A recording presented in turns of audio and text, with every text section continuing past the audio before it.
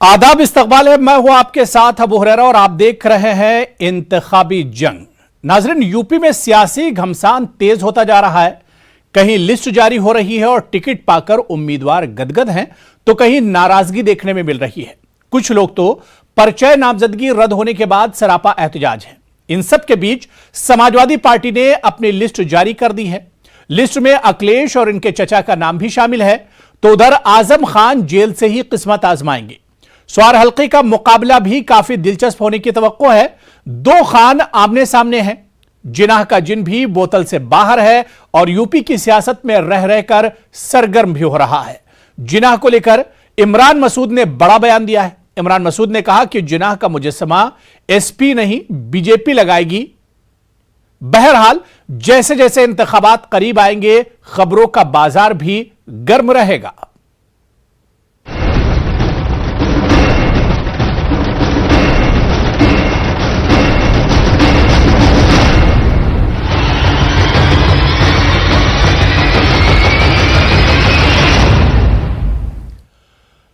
Samajwadi party ने उम्मीदवारों की अपनी पहली फहरिस्त जारी कर दी है। पहली लिस्ट में 159 उम्मीदवारों के नाम शामिल हैं। आजम खान रामपुर से इलेक्शन लड़ेंगे। सीताराम कुशवाहा को झांसी सदर असेंबली से उम्मीदवार बनाया गया है। वाज़ेह है कि सीताराम 2012 और 17 में भी किस्मत आजमा चुके हैं, पर इस वक्त वो हाथी पर सवार थे। पार्टी ने किराना से नाहिद हसन और निकोट से धर्म सिंह सैनी को टिकट दिया है। पहली फहरिस्त में एसपी सदर अखिलेश यादव के साथ उनके चचा शिवपाल यादव का नाम भी शामिल है। अखिलेश करहल से और शिवपाल जसवंत नगर से इलेक्शन लड़ेंगे। जेल में बंद एसपी लीडर आजम खान रामपुर से इलेक्शन लड़ेंगे। इसके साथ ही आजम खान के बेटे अब्दुल्ला आजम स्वार से मैदान में होंगे।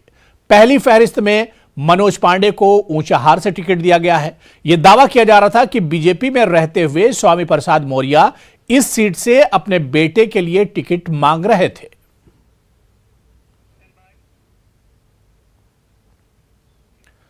तो हर गुजरते दिन के साथ ही यूपी में इंतखाबी सरगर्मियां तेज होती जा रही हैं।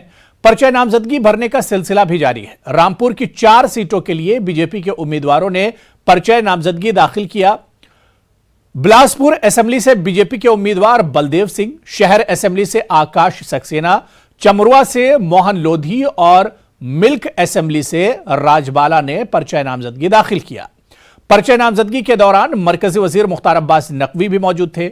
मीडिया से बात करते हुए मरकजी वजीर ने कहा कि आज 3B ब्रदरहुड है, इनमें काफी उलझन है, क्योंकि उत्तर प्रदेश में एक बार फिर योगी आदित्यनाथ जी को जबरदस्त अक्सरियत के साथ अवाम का मैंडेट मिलेगा। हैदर अली को बीजेपी की हलीफ अपना दल का उम्मीदवार बनाने पर नकवी ने कहा कि इससे पहले भी भारतीय जनता पार्टी समाज के तमाम तबकात को इंतखाबी मैदान में लड़ाती रही है और हमारी इत्तेहादी पार्टी अपना दल ने स्वार से इन्हें उम्मीदवार बनाया है और हमें उम्मीद है कि हम शानदार जीत दर्ज करेंगे।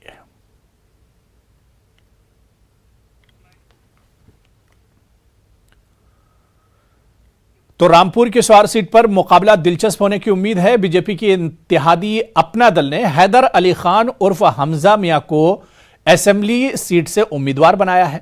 हैदर अली खान नवाब काजिम अली खान उर्फ नवेद मियां के बेटे और बेगम नूरबानो के पोते हैं।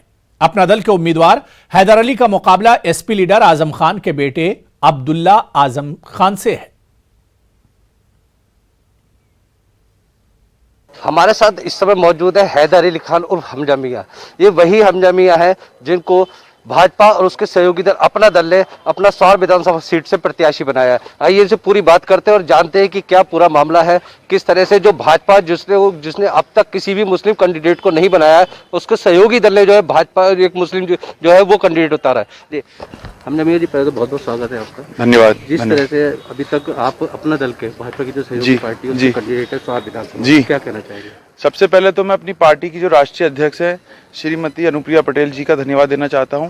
जितनी बीजेपी के टॉप लीडरशिप है, मुख्यमंत्री जी, प्रदेश अध्यक्ष जी और सुनील बंसल जी और दोनों उप मुख्यमंत्री जी, और सबसे ज़्यादा हमारी जो दिल्ली में टॉप ब्रास है बीजेपी की, प्रधानमंत्री जी, गृह मंत्री जी, जेपी नड्डा जी, धर्मेंद्र प्रधान जी, अनुराग ठाकुर जी, कि उन सब ने ये विश्वास मुझ में दिखाया है।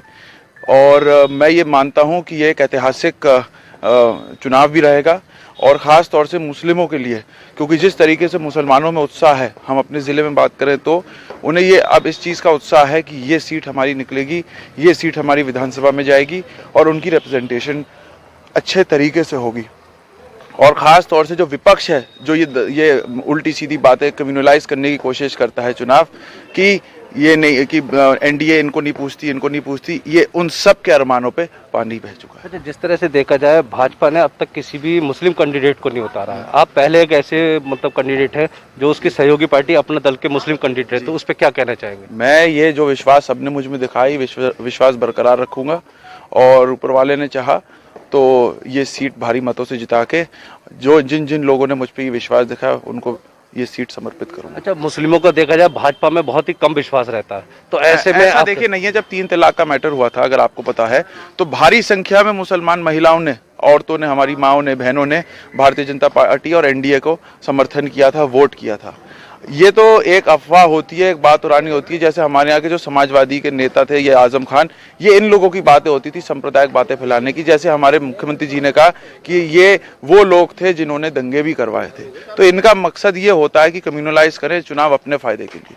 तो ऐसी कोई बात नहीं है। जब चुनाव के परिणाम आएंगे तो दूध का दूध और पानी का पानी हो जाएगा। अच्छा, देखा जाए 2 साल से अब्दुल्ला आजम खान जेल में रहे। अब सौर विधानसभा सीट से अब्दुल्ला आजम खान चुनाव लड़ेंगे, आप क्यों उनसे टक्कर देंगे? अब्दुल्ला पहले अपना पर्चा तो भर लें।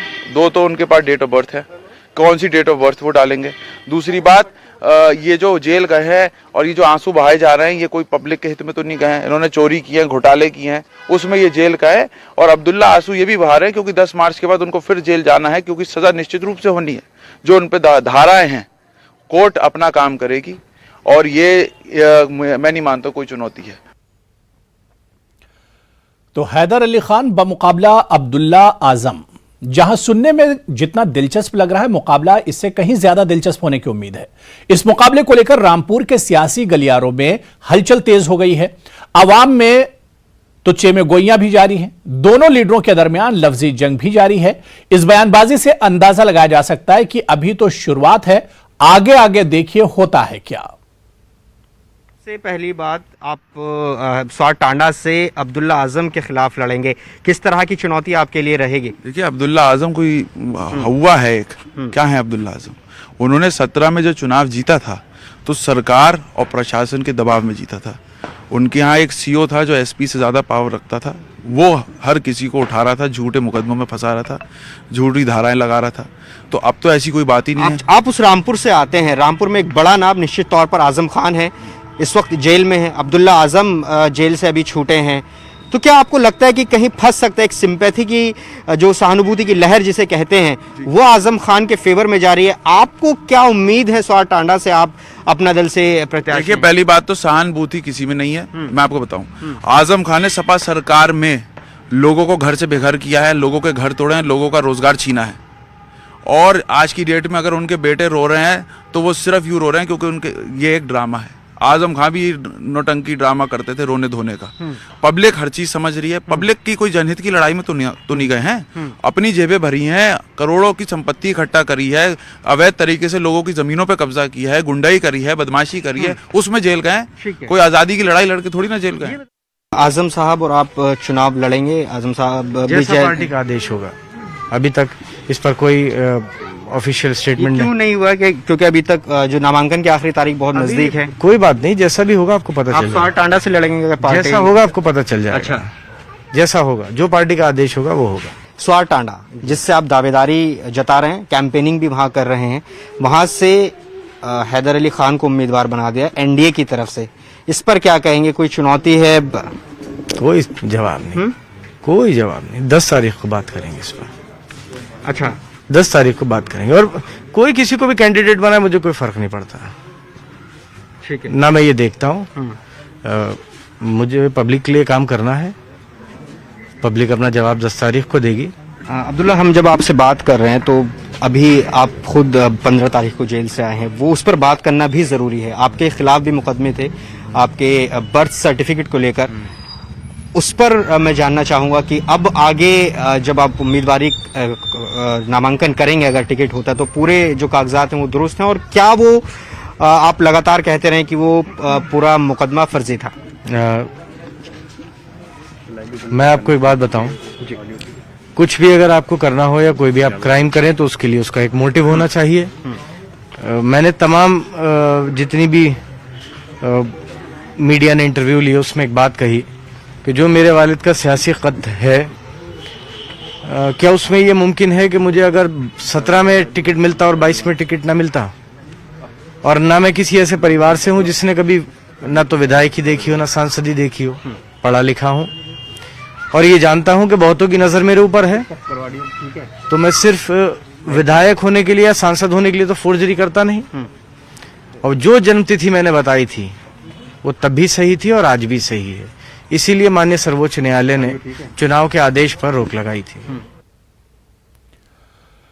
तो इंतखाबात के मद्देनजर रोजाना कुछ न कुछ नए ड्रामे देखने को मिल रहे हैं। आज कुछ ऐसा ही मंजर मुजफ्फरनगर में देखने को मिला। आम आदमी पार्टी के उम्मीदवार ने मुजफ्फरनगर में खुदकुशी की कोशिश की।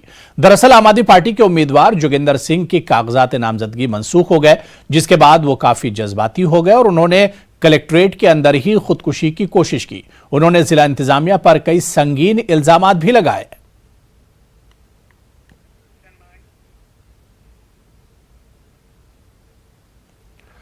उत्तर प्रदेश के असेंबली इंतखाबात में पहले मरहले की पोलिंग के लिए 11 अजला की 58 सीटों पर 10 फरवरी को वोट डाले जाएंगे।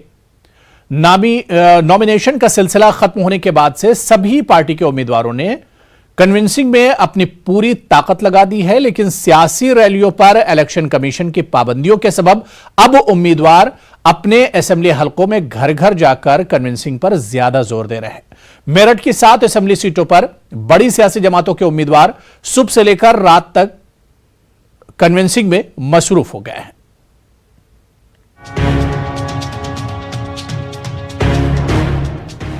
2017 असेंबली इंतखाबात में मेरठ की 7 असेंबली सीटों में से 6 पर फतेह हासिल करके बीजेपी ने शानदार कामयाबी हासिल की थी, लेकिन इस मर्तबा किसी भी सीट पर लड़ाई आसान नजर नहीं आ रही है।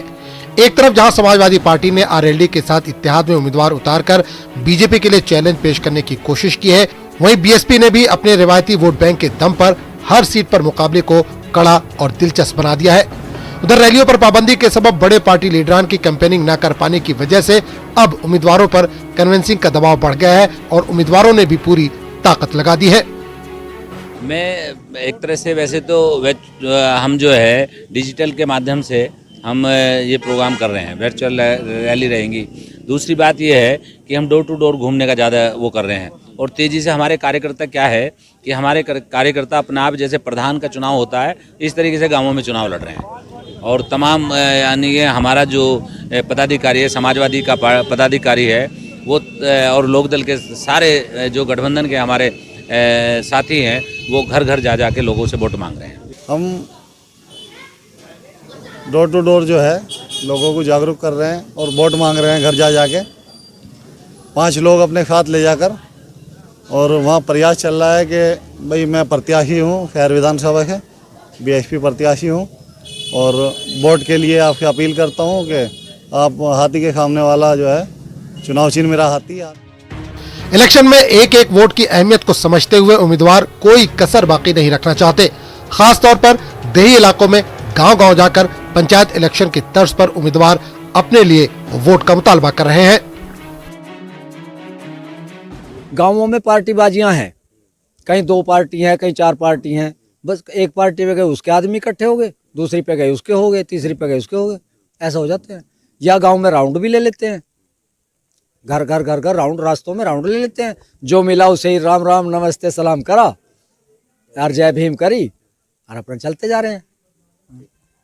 जिस तरह से चुनावी रैलियों पर रोक है, इलेक्शन कमीशन ने रोक लगा रखी है और पहले मरहले में वोटिंग जो है वो 58 सीटों पर है। पश्चिमी उत्तर प्रदेश के 11 जिलों की जो कैंडिडेट्स हैं वो पूरी तरह से इस वक्त मैदान में हैं और ज़बरदस्त तरीके से कन्विंसिंग चल रही है, कैंपेनिंग की जा रही है, क्योंकि अब उनके पास वक्त नहीं है और यही सिलसिला जारी है। चलिए यहां पर रुकेंगे फिलहाल छोटे से ब्रेक के लिए। उत्तर प्रदेश असेंबली इंतखाबात में पहले मरहले की पर्चा नामजदगी का अमल मुकम्मल हो गया है, लेकिन टिकट न मिलने से खफा लोगों का गुस्सा कम नहीं हो रहा है। अलीगढ़ में कांग्रेस पार्टी की सीटों को लेकर शुरू से ही सवाल उठते रहे हैं। ऐसे में अब वो लोग जिन्हें टिकट नहीं मिला वो सड़कों पर आकर अपना एहतजाज दर्ज करा रहे हैं।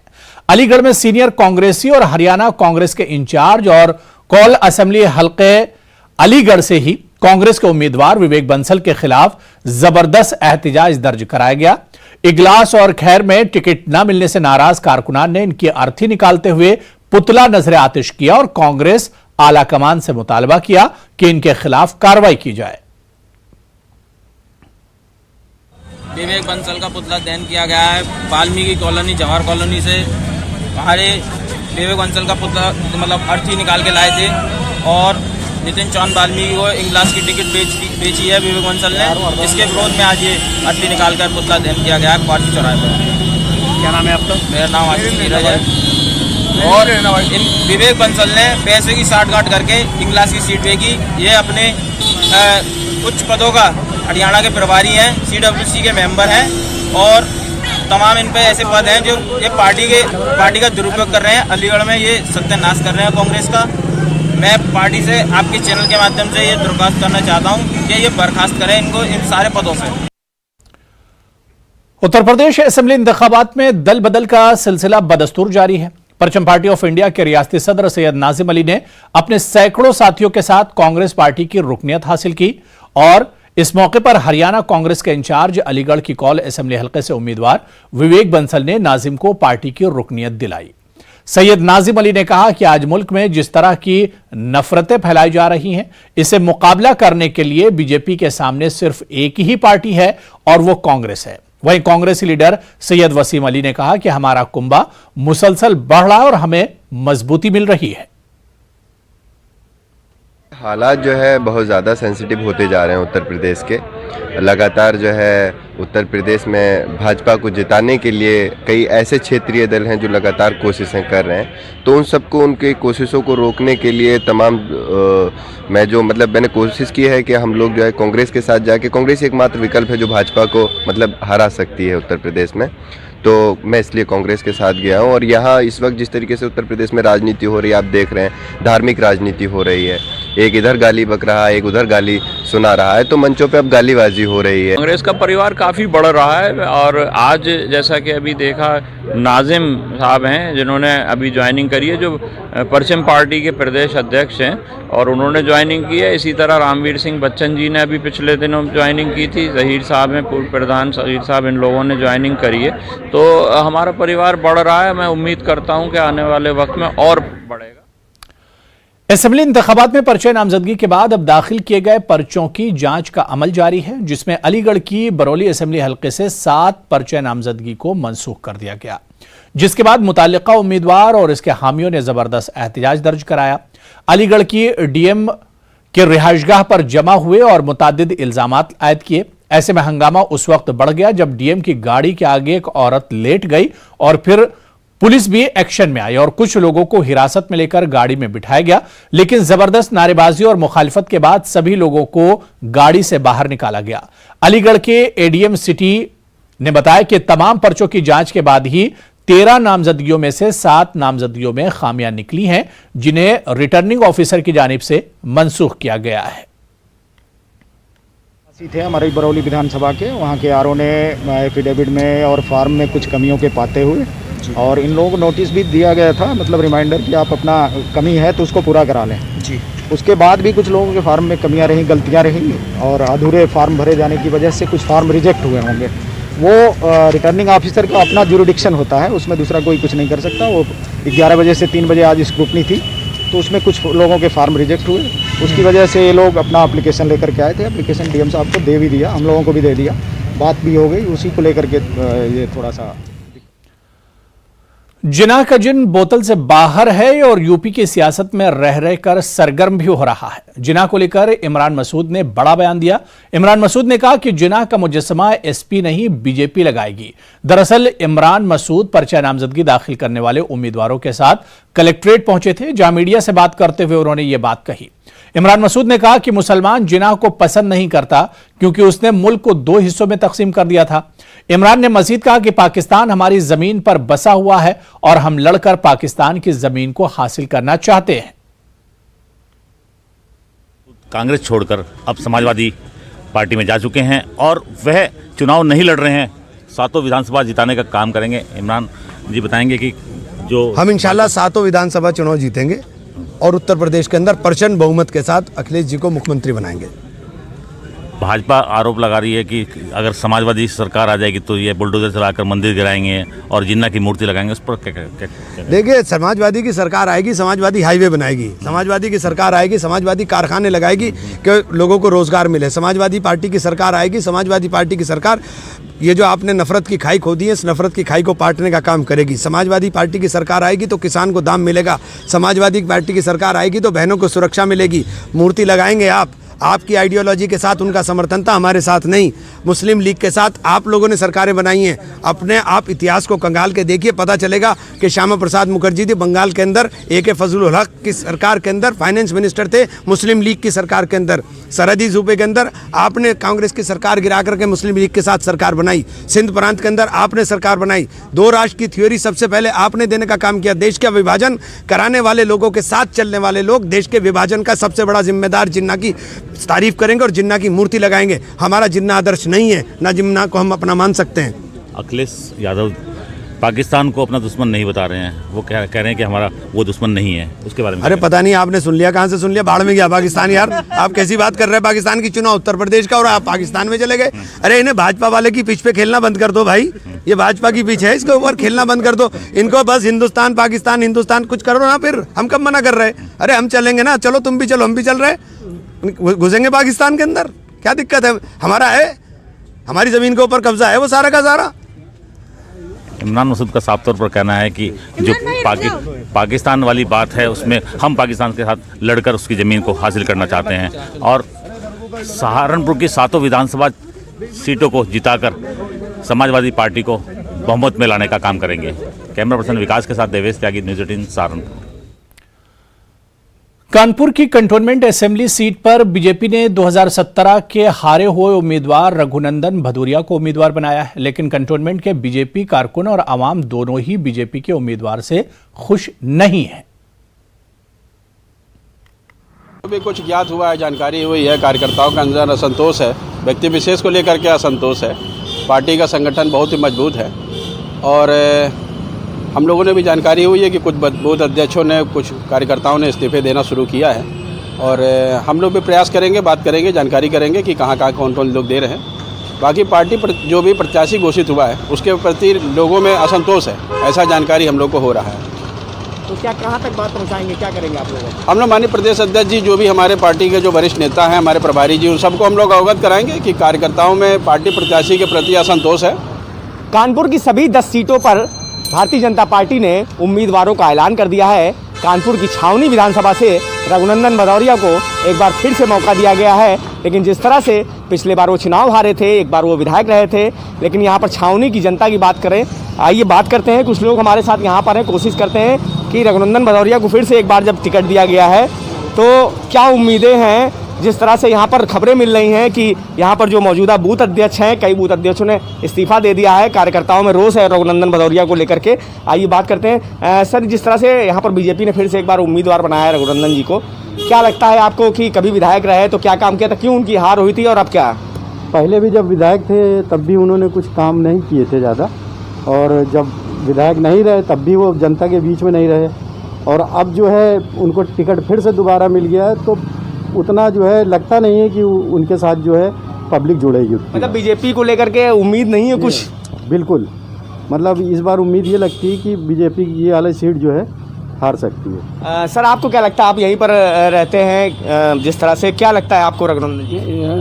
वो बिल्कुल कोई कभी हमको अपने साइड पे दिखाई नहीं देते हैं एक तो, और इस वक्त तो जिस तरीके से बीजेपी के हालात है उस वक्त उनको नया प्रत्याशी चुनना चाहिए। जिस तरह से देखा कि आप भी जो लोग यहाँ पर बता रहे हैं कि रघुनंदन जी यहाँ पर कभी मतलब हारने के बाद भी नहीं दिखाई दिए हैं, और आइए एक लोगों से और बात करने की कोशिश करते हैं कि किस तरह से जो रघुनंदन जी यहाँ पर क्या सर, आप यहीं रहते हैं, कभी रघुनंदन जी जब चुनाव हारे यहाँ पर उसके बाद कभी आपको दिखाई दिए? जी नहीं, कभी नहीं दिखाई दिए यहाँ पे, कभी नहीं आए यहाँ? कभी नहीं आए वो। तो क्या लगता है इस बार उनको टिकट मिला है, क्या जीतेंगे हारेंगे, क्या लगता है? हम समझते तो उनको यहाँ का टिकट देने नहीं चाहिए। तो चलिए इस बुलेटिन में अभी फिलहाल इतना ही। आदाब।